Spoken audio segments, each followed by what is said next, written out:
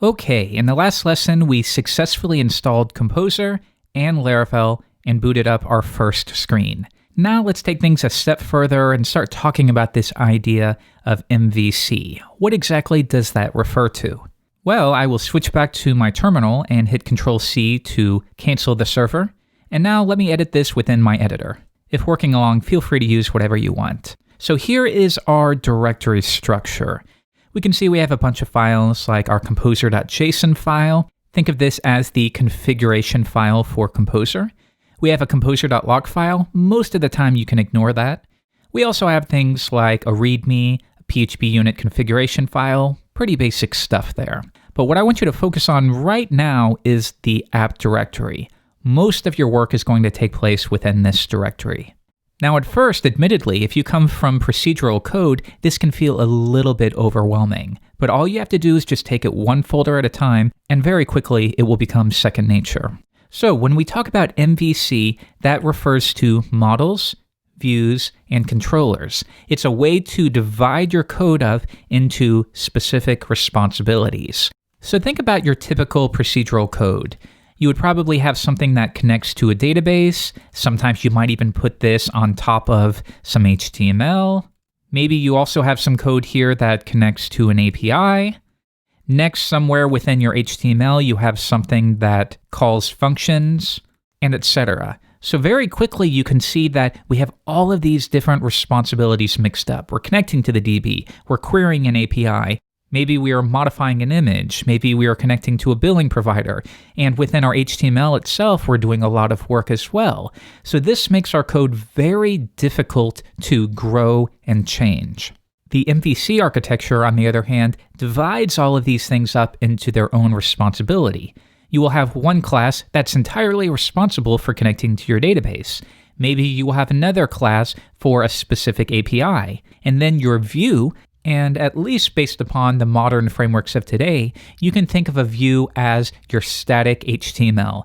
Maybe you will give your view some data, however, beyond that, the view doesn't really have a brain. Think of it as the scarecrow from Wizard of Oz. It doesn't know how to do anything, it just knows how to receive data and display it to the user. All right, so what shape might that take? Well, let's do a little example here. If I scroll down, you'll see routes.php. This is where you define all of the routes that your application is going to respond to. Now, it's possible that you're used to simply creating a folder structure that mimics the URI that you want to respond to. For example, if you wanted to respond to billing.index.php, well, you would create a billing folder, and then you would also create an index.php file within it. That's sort of the traditional way to go about it. However, once again, that just doesn't scale overly well. Instead, within our routes file, we can define specifically what we want to match and then what we want to do in response. So let's get rid of some of this stuff here, and Laravel includes one basic route to get us started. So take a look at this. We are using Laravel's route class. This is actually called a facade, but don't worry about that too much just yet. So here we are saying when the user makes a GET request, and think of that just as loading a page, then we want to do what's represented here within this closure. So for example, if I commented this out and we simply returned foo, well, if I open a new tab, boot up our server again, and then view that in the browser, sure enough, we get foo. Now this is an important thing to understand. You always want to ensure that you return your response. Now in this case, so what is going on here? Well, view is the name of our class, or facade like I said, and now think of this as saying we are going to make or create a new view, and what is the name of the view that we want to create? Well, it's called hello. Now, when we call this code, Laravel is going to interpret that as I want to load the view that is within the app directory, views directory, and then it should be called hello.php or hello.blade.php. Now, Blade is a template engine that we will go over shortly. However, because a view will always be contained within the views directory, Laravel allows us to simply strip that off, and we can also strip off the extension. All right, so let's see if we can find that file. Back within the app directory, here's views, and there it is. So we told Laravel that when you load the home page, this is the view that I want you to load. Let's change it up a bit. How about we instead want to respond to foo/bar? All right, let's try it. Come back. Now the home page, well, we aren't responding to anything. So Laravel will throw a not found HTTP exception. But now we can reference foo/bar and we load the same thing. So very quickly you can see how much control you have over your URI structure. Anyhow though, let's bring it back to the way it was before. And now let's update our hello view.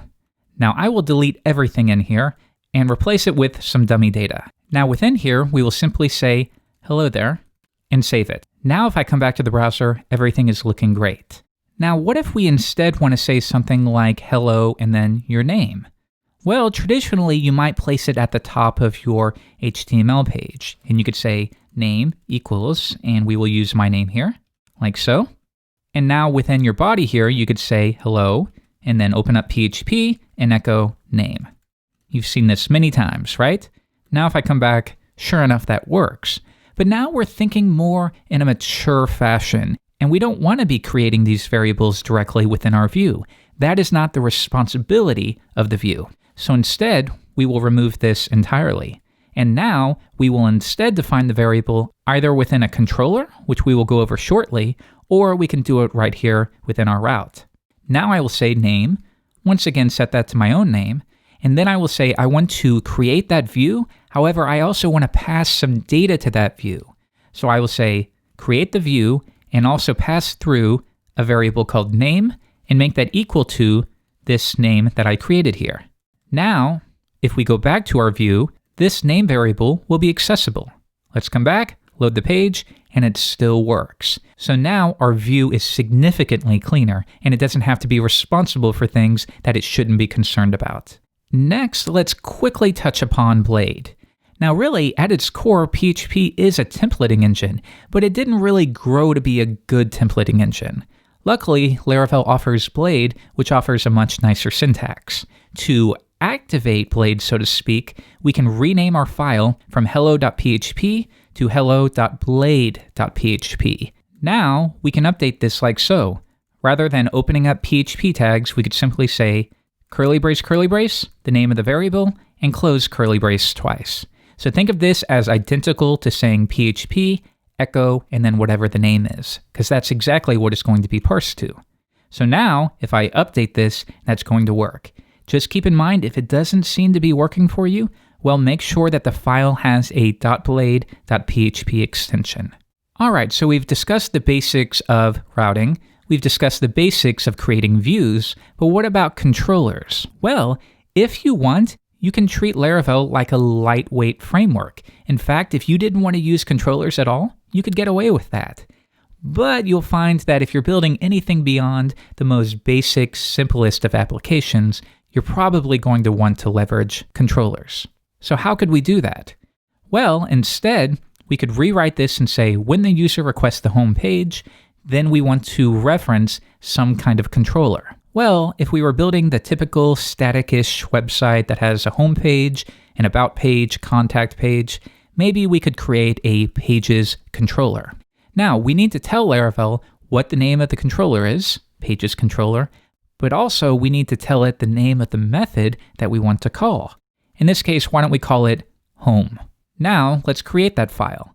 If I open up my controllers directory, you'll see that Laravel includes a base controller, and it also includes a sample controller to get you started. So I will let you have a look at this, but for now, we will create our own.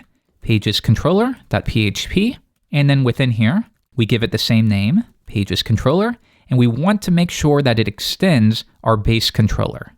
So let's do that. Extends base controller.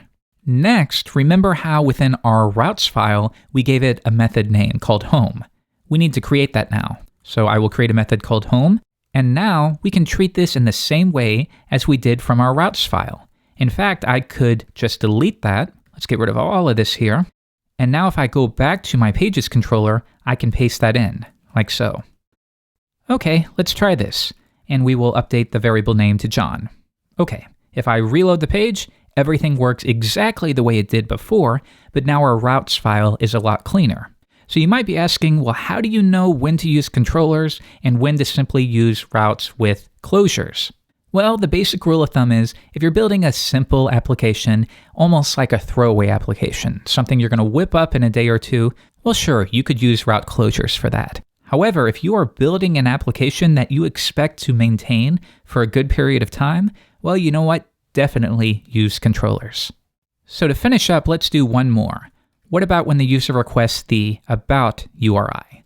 Well, in that case, we will load pages controller, and we will call this about. If I now return to our pages controller, we can create that method called about.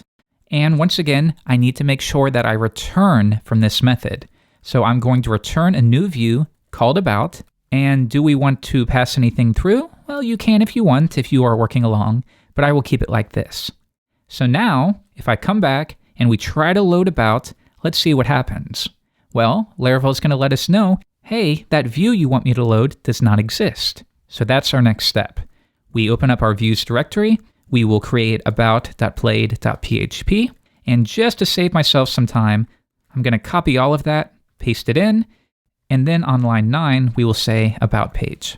Now, notice how I repeated all of that HTML? Well, that's a bad practice, and we will fix that in a future lesson. But nonetheless, we've created the view, so now we have an easy way to view various pages like you might be used to from your procedural code. All right, and I think that's going to do it for this lesson. We covered routing, views, controllers, but what about that letter M? Well, that stands for models. However, I want to dedicate a full lesson to that, so we'll do that in the next video.